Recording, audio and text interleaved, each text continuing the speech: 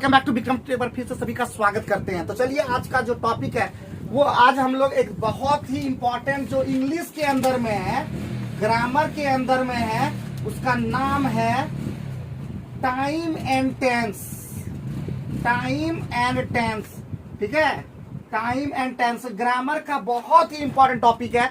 हम लोग कम से कम एक एक टॉपिक को खत्म करेंगे, जैसे सिंपल टेंस बोलते हैं, simple present tense, simple past tense, simple future, सारे चीजों को एक एक कवर करेंगे। तो सबसे पहले बता दें कि टेंस जो होता है, यहाँ पे हम लोग ग्रामर की बात कर रहे हैं, इसलिए हम लोग ज्यादा डिटेल में नहीं जाएंगे। हम लोग वही पॉइंट हम लोग करेंगे जो कि सीधे एग्जाम में आता है। तो टेंस वैसे जनरली होता है 3 तरह का।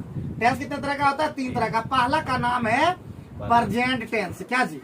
पहला का नाम है प्रेजेंट टेंस, दूसरे का नाम है पास्ट टेंस, और तीसरा का नाम है फ्यूचर टेंस। कोई दिक्कत? और इसी फ्यूचर टेंस पर कहानी बताए थे फुटरे। हाँ, कुछ लोग फुटरे, नचुरे, फुटरे इस तरह का पढ़ता है, जो कि बहुत ही डेंजरस होता है। तो इसको फ्यूचर, जो कि जो जानता है उसको पढ़ लेता है फ्यूचर। और फ्यूचर का स्पेलिंग FUTUR है कि थोड़ा सा डिफिकल्ट है। और दूसरी बात, तो अभी 3 टेंस ये जानते हैं, लेकिन इस सारे जितने भी टेंस है, तीनों टेंस, उसका 4 पार्ट्स है। सब जानते होंगे। पहला का नाम बोलिए आप लोग। पहला होता है सिंपल, ठीक है। दूसरे का, या सिंपल को इंडिफिनिट भी कहते हैं, स्पेलिंग थोड़ा ध्यान देंगे। दूसरा का नाम क्या है? कंटिन्यूअस। और कंटिन्यूअस का दूसरा नाम क्या है? इम्परफेक्ट। तीसरा टेंस का क्या नाम है? परफेक्ट। और चौथा का नाम क्या है? कंटिन्यूअस का और भी नाम है प्रोग्रेसिव, तो कहीं कहीं ये भी मिल सकता है। और लास्ट परफेक्ट कंटिन्यूअस, है कि नहीं? किसी स्पेलिंग में ज्यादातर कंटिन्यूअस का स्पेलिंग में गलती लोग करता है कि नहीं? तो ये 4 तरह का पहला टेंस 3 तरह का होता है, और तीनों टेंस का 4 भाग है, जो कि हम लोग यहाँ पे लिख दिया। अगर हम लोग प्रेजेंट में लेके चलेंगे तो प्रेजेंट सिंपल नहीं, सिंपल प्रेजेंट। लेकिन अगर हम लोग इधर से बोलेंगे प्रेजेंट इंडिफिनिट, इंडिफिनिट प्रेजेंट नहीं होता है। तो present indefinite, present continuous, present perfect and present perfect continuous, ये 4 तरह का होता है। अब इसका सीधे ग्रामर का रूल लेके चलेंगे, क्योंकि हम लोग फालतू एक भी चीज को देखना नहीं है। तो पहला पॉइंट जो रूल है वो हम लोग लेंगे आज का जो टॉपिक के अंदर में, उसका नाम है, और ये सब जितना भी होता है वो फिल इन द ब्लैंक्स में आएगा, कॉमन एरर्स के अंदर में आएगा, ये सेंटेंस इंप्रूवमेंट के अंदर में आएगा। तो ये सारे चीजें पुराता किसके अंदर में? ये 3 चीज के अंदर में। सेंटेंस इंप्रूवमेंट, कभी क्लोज टेस्ट के अंदर में भी ये ग्रामर का रूल लगता है, तो ध्यान रखना, बहुत सारी चीजों में लगता है, ठीक है। तो सबसे पहला जो नंबर 1 है उसका नाम है सिंपल प्रेजेंट। क्या नाम है? Simple present. मेरे साथ बोलेंगे, चाहे मैथ हो चाहे इंग्लिश, हम लोग का बहुत बड़ा हैविस, ठीक है। सिंपल प्रेजेंट या हाँ प्रेजेंट इंडिफिनिट। आप लोग तो बहुत तेज है जी। Present indefinite. अब जैसे यहाँ पे हो गया, तो पहला रूल हम लोग जो लिखेंगे, सबसे पहले सिंपल प्रेजेंट का जो कंस्ट्रक्शन होता है, कंस्ट्रक्शन यानी जिसको हम लोग बोलते हैं कंपोजिशन, जिसको हम लोग बोलते हैं बनावट, हिंदी में क्या बोलते हैं? बनावट। क्या रूल होता है इसका? पहला जो रूल होगा, subject plus V1 by V5, अब प्लस क्या होता है? ऑब्जेक्ट। दूसरा जो रूल होता है, सब्जेक्ट तो रहेगा प्लस इज MR, अब प्लस क्या होता है? कंप्लीट करने के लिए जो होता है वो कम्प्लीमेंट कहते हैं। यानी कोई भी सेंटेंस को कंप्लीट जब करना है तो कम्प्लीमेंट का यूज होता है। कम्प्लीमेंट मतलब हिंदी होता है पूरक, यानी पूरा करने के लिए पूरक का यूज होता है। तो सब्जेक्ट V1 V5 क्या है? तो सबको पता है कि किसी भी वर्ब का जो मेन रूप होता है, फर्स्ट जो रूप होता है वो V1 होता है। जैसे कि प्ले, रन, गो, स्लीप, ये सब जितना भी है वो V1 है। लेकिन उसी के साथ V1 में जब S या ES लग जाता है तो वो V5 बन जाता है। जैसे अगर गो अगर V1 है तो हमारा S या ES लगने पर क्या बन जाएगा? गोज बन जाएगा। गोज हमारा V5 है। क्लियर है? ये सब क्लियर है? तो चलिए हमारा पहला रूल अब शुरू करते हैं। रूल नंबर 1, एक एक रूल को आप लोग फॉलो कर लीजिएगा। रूल नंबर 1 जो है वो है वर्तमान की आदत को याद रखिएगा। प्रेजेंट का किसी भी हैबिट को बताने के लिए, वर्तमान की आदत, आदत का अंग्रेजी होता है हैबिट, यानी हैबिट को, यानी कोई भी प्रेजेंट के हैबिट को बताने के लिए किसका प्रयोग होता है? Simple present. कोई भी हैबिट, अगर वर्तमान में हैबिट चल रहा है, 2 तरह का हैबिट होता है, एक पास्ट में हैबिट, एक वर्तमान में हैबिट। जब वर्तमान की हैबिट की बात करते हैं, प्रेजेंट की हैबिट की बात करते हैं, तो हम लोग का क्या यूज होता है, तो कौन सा रूल होता है, तो सिंपल प्रेजेंट का यूज होता है। कैसे, तो हम लोग देखेंगे जैसे कि हम लोग आई रीड डेली, ठीक है, ये हम लोग वर्तमान की आदतों को बता रहे हैं। और जैसे कि यहाँ पे सेंटेंस हम लिए हुए हैं, ही टेक्स टी, ही टेक्स टी एवरी मॉर्निंग, ठीक है, ही टेक्स टी एवरी मॉर्निंग। तो ये नहीं दिखा रहा है कि वर्तमान की आदत को बता रहा है, वो प्रतिदिन लेता है चाय, मतलब हैबिचुअल को बता रहा है। ही टेक्स ड्रिंक तो ये सब चीज हम लोग निगेटिव चीज को ज्यादातर नहीं लेते, हम लोग कोई भी चीज को पॉजिटिव में लेते हैं, ठीक है। तो पहला समाप्त हो गया, कोई दिक्कत, कोई परेशानी, कोई दिक्कत, किसी को भी कोई दिक्कत, मार देंगे। जब भी कोई हैबिट का बात होगा हमेशा प्रेजेंट सिंपल में होगा, सिंपल प्रेजेंट में होगा तो सही है, अदरवाइज रॉन्ग है, उसको हम लोग को प्रेजेंट में लाना होगा, सिंपल प्रेजेंट में। रूल नंबर 2 पे आते हैं। रूल नंबर 2, रूल जितना भी रूल लिखवाते हैं हमारे प्यारे दोस्तों, मेरे प्यारे स्टूडेंट, मेरे जितने भी व्यूअर्स हैं जो देखते हैं, खासकर जो इंग्लिश से डरते हैं, बिहार झारखंड के स्टूडेंट ज्यादातर डरते हैं। डरने की आवश्यकता नहीं, क्योंकि अब हम आपके साथ हैं और इंग्लिश को कर देंगे वो ऑर्गेनिक में बोलते हैं ना, ऑर्गेनिक केमिस्ट्री का निकाल देंगे बोखला, और जो मेरे साथ थोड़ा सा सिखा देंगे तो उसको खिला देंगे ढोकला, तो वही चीज इंग्लिश सिखा देंगे, ये गारंटी है। रूल नंबर 2 पे हम लोग पहले बात कर लेते हैं। जो यूनिवर्सल ट्रूथ, जो बात करें यूनिवर्सल ट्रूथ मतलब सर्वव्यापी सच, सर्वव्यापी सच, ठीक है, सर्वव्यापी सत्य या सच, यानी जो दुनिया में एकदम चिरंतन सत्य है, कभी असत्य हो ही नहीं सकता, उसके लिए हम लोग सिंपल प्रेजेंट का यूज करते हैं। जैसे सूरज कहां से उगता है, पूरब से उगता है, कोई झुठला सकता है क्या, तो ये चिरंतन सत्य है, यूनिवर्सल ट्रूथ है।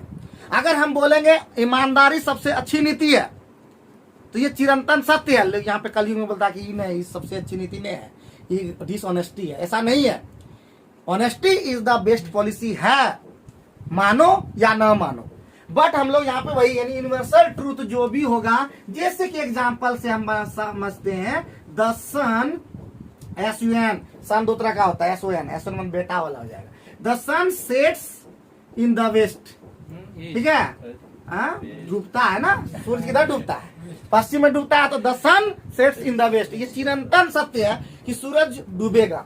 अगर हम बोलते हैं honesty is the best policy, honesty is the best policy, तो ये क्या है, चिरंतन सत्य है। और इसके लिए हम लोग क्या लगाते हैं, हमारा सिंपल प्रेजेंट, चाहे V1 चाहे V5 चाहे इज हमारा, यही सिंपल प्रेजेंट है, समझना है। और वो सेंटेंस में रहेगा, थोड़ा लंबा भी रहेगा, चौड़ा भी रहेगा, लंबा में आपका A, लंबा में B, लंबा में C, इस तरह कटा हुआ है, लास्ट में नो एरर। आप बढ़िया से पढ़ेंगे तो आराम से टिक कर सकते हैं, ठीक है। तो चलिए हम लोग दूसरा भी बात कर लिए, रूल नंबर 2 का भी बात कर लिए कि चिरंतन यानी यूनिवर्सल ट्रूथ कहीं भी होगा तो वो सिंपल प्रेजेंट में ही यूज होगा।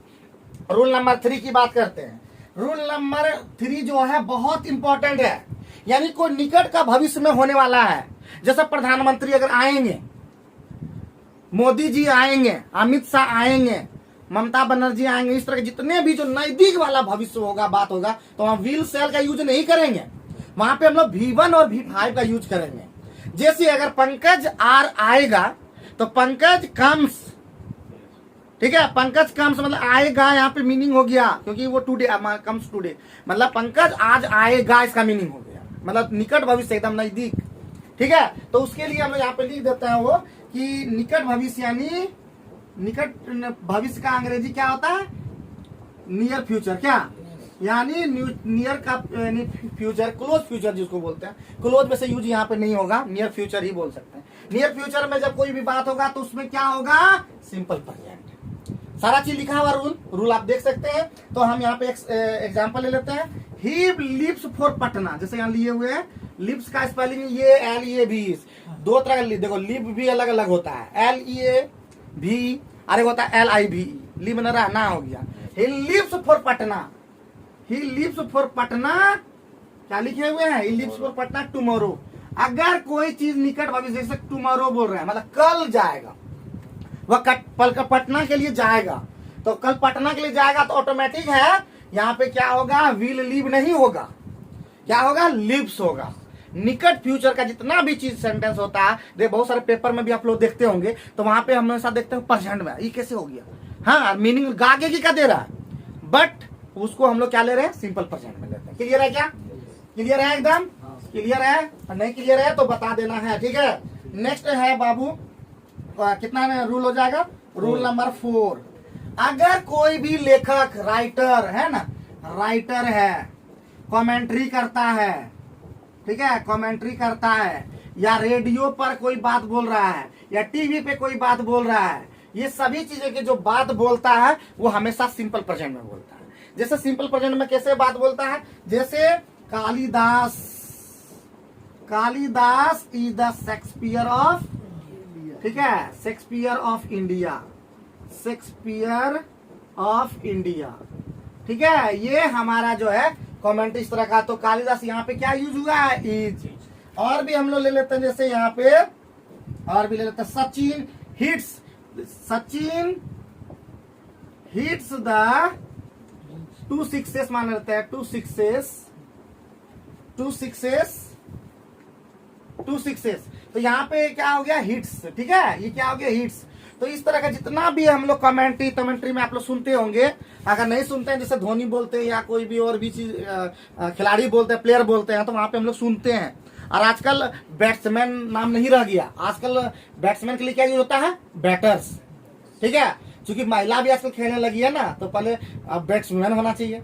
तो बैट्समैन और बैट्सवुमैन बोलने में ठीक नहीं लगता, इसलिए इसका नाम सुधार करके कर दिया गया बैटर्स, ठीक है।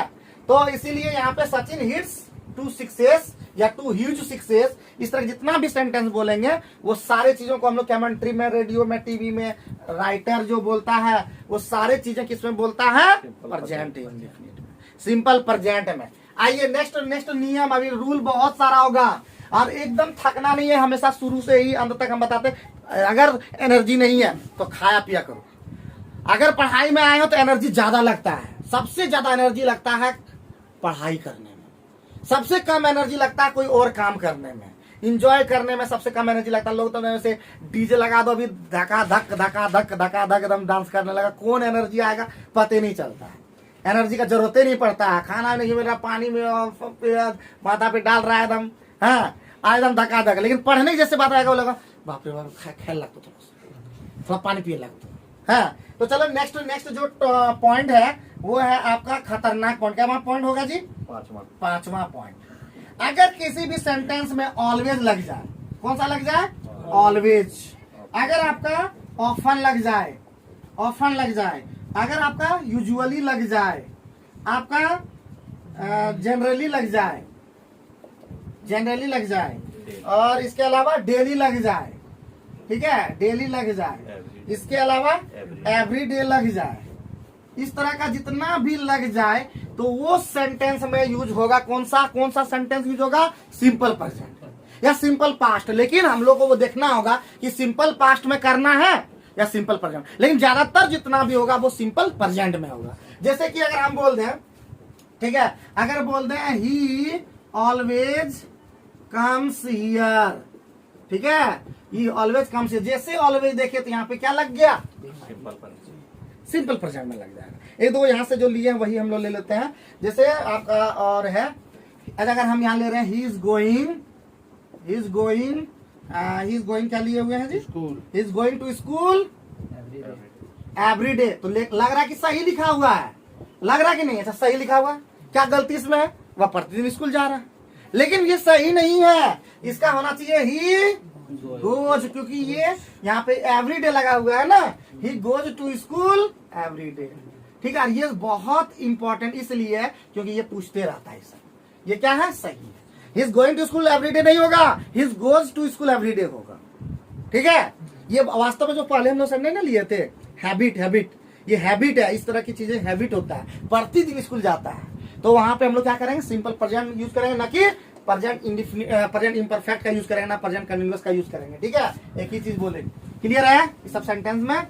आगे लास्ट जो रूल है वो बहुत ही खतरनाक रूल, आज का जो डेंजरस रूल है, आज का सबसे बेस्ट रूल है, वो हम बताने वाले हैं। आप लोग मानिए ना मानिए, आप लोग पूरा अंत तक वीडियो देखिए। ग्रामर के अंदर में आपको एकदम याद रखिए, ग्रामर के अंदर में आपको बना देंगे मजबूत, और आप भी बन सकते हैं किसी का दूत, हाँ, और कभी न सीना पड़ेगा सूत, याद रखिए, ठीक है। तो वो है बहुत ही खतरनाक, वो है आपका, अगर किसी भी सेंटेंस में इफ लग जाए, एज सून एज लग जाए, ठीक है, उसके बाद अनटिल लग जाए, भाई क्या लग जाए, अनटिल लग जाए, अगर आपका वो एज लॉन्ग एज लग जाए ना जी, जैसे एज लॉन्ग लिए है कि नहीं, लिए है ना, एज लॉन्ग एज लग जाए, और बोलिए अनलेस लग जाए, और इन केस लग जाए, आगे बोलिए वैन लग जाए। तो इस तरह के जितने भी सेंटेंस इस तरह में होगा, आज का सबसे ज्यादा डेंजरस यही सेंटेंस है जिसके अंदर में ये सारा आपको वर्ड दिखाई पड़ेगा, इफ दिखाई पड़ेगा, इनकेस दिखाई पड़ेगा, व्हेन दिखाई पड़ेगा। तो 99% चांस रहेगा कि वो सेंटेंस सिंपल प्रेजेंट में होगा। जैसे अगर हम बोल दें, जैसे भाई अगर हम लेते हैं एज सून एज, ठीक है, एज सून एज, अगर हम ले लेते हैं I will reach Patna, I will reach Patna, reach का स्पेलिंग भी अलग अलग है, RICH धनी, RESH पहुंचना, reach Patna, I will call you, I will call you, ठीक है, जैसे मैं पटना पहुंचूंगा आपको कॉल करूंगा। ये सेंटेंस गलत है। क्यों गलत है? जैसे एज सून एज लग गया विल रीच नहीं होगा, क्या हो जाएगा, as soon as I reach Patna, I reach Patna, I will call you. ये हमारा सेंटेंस सही है। क्यों? क्योंकि एज सून एज के कारण यहाँ पे V1 या V5 का क्लियर है क्या? इस तरह और भी सेंटेंस ले सकते हैं। और एक नोट वाला जो याद रखना है, बहुत ही इंपॉर्टेंट नोट वाला है कि अगर हम बोलते हैं आई विल वेट, ठीक है, अंटिल ही विल कम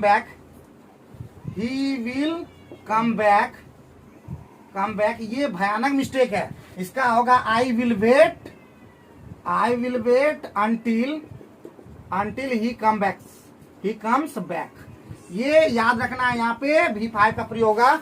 जैसे ही अंटिल रहेगा तो ही विल दो बार, यहाँ पे देखिए एक चीज और बता देते हैं, दो बार विल सेल का प्रयोग नहीं होगा। एक होगा प्रेजेंट इंडेफिनिट में, दूसरा होगा फ्यूचर इंडेफिनिट में।